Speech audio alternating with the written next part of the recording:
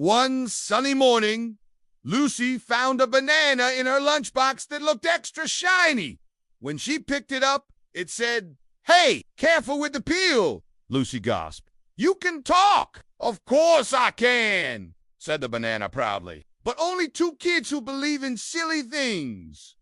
Lucy laughed.